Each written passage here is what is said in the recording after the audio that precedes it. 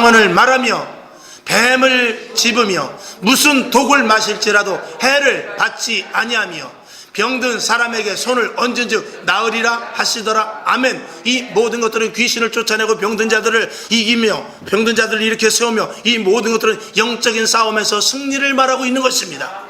여러분, 우리에겐 육적으로는 질 수 있어요.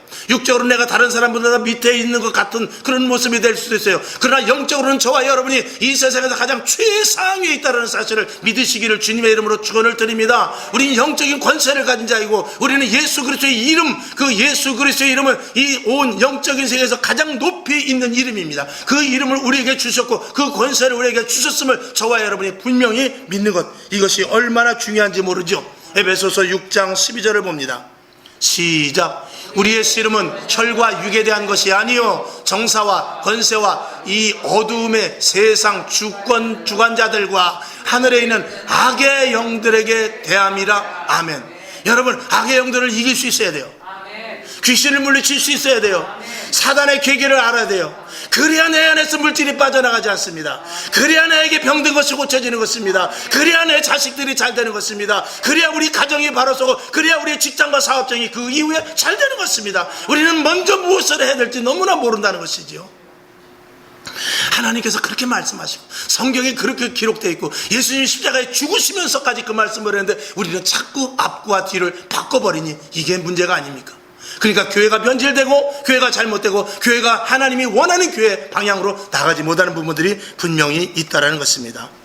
500년 전에 503년 전에 종교개혁이 있었다면 이제는 다시 한번, 요즘은 뉴스에서 그런 뉴스가 많이 나오고 기독교계 그런 신문 뉴스 그런 데서도 많이, 또 대형 교회에서 그런 말씀들을 많이 합니다. 이제는 제2의 종교개혁을 해야 된다.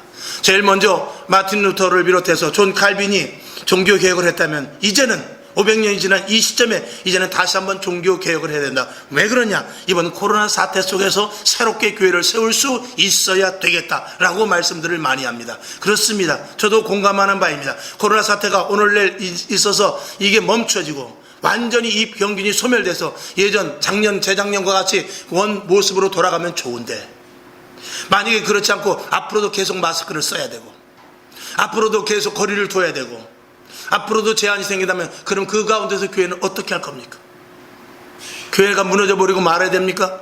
하나님은 그렇게 하시지 않습니다. 하나님은 교회가 부흥되는 것을 원하고 계세요.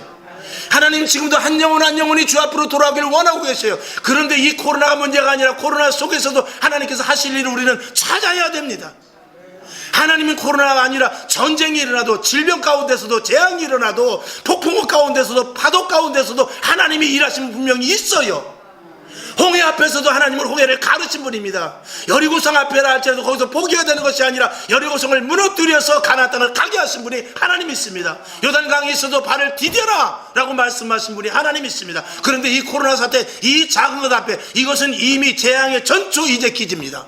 이제 재앙의 시작입니다. 이 재앙의 시기에 여기서 교회가 막히고 교회가 무너지고 교회가 정지될까요? 절대로 그렇지 않습니다.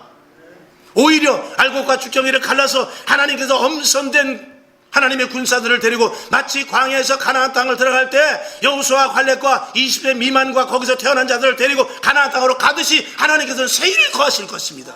그 일에 저와 여러분이 동참돼요. 그 일에 여러분이 빠지면 안 됩니다. 그 일에 저와 여러분이 끝까지 질주해서 가나안 땅 천국까지 가야 됩니다. 여기서 포기하면 광야까지 옮겨오고 그러잖아요.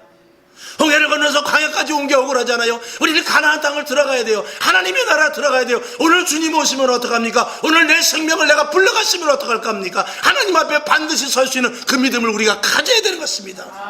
하나님은 멈추지 않습니다. 복음은 멈추지 않습니다. 하나님의 생명의 역사는 멈추지 않습니다. 지금도 죽어져가는 영혼들, 아직도 택함을 있으나 택하지 못한 백성들이 있단 말입니다. 그 영혼을 위해서 우리가 달려나가야 돼요. 지금도 주를 찾는 자들, 힘들고 어렵고 갑갑하고 세상에서 실패하고 넘어지고 쓰러진 자들 가운데 교회를 가볼까 하는 사람들이 있단 말이죠. 그들에게 가서 우리는 복음을 전파해야 돼요. 코로나가 문제가 아니라, 마스크 쓰는 게 문제가 아니라, 마스크를 쓰고 코로나가 걸렸다 할지라도 교회를 나오고 싶어하는 사람들이 있을 터인데 그들에게 다가가서 복음을 전해야 되는 것입니다. 이것이 끝까지 우리가 해야 될 일입니다. 이제는 그런 교회를 우리가 세워나가야 돼요. 그렇지 않으면 교회는 계속 변질 속으로 갈 수밖에 없는 것입니다.